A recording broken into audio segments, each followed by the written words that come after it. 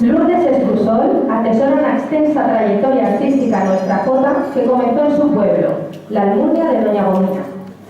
Pronto cosechó importantes premios, como el primer premio del certamen oficial de jota en categoría juvenil, y después, desde bien temprano, vendría su participación en diversos grupos como Somerondón, Baluarte Aragonés o Dalabor. Formó parte de la compañía de danza de Miguel Ángel Berna, con quien ha participado en giras mundiales por Japón, China o Israel, entre otros.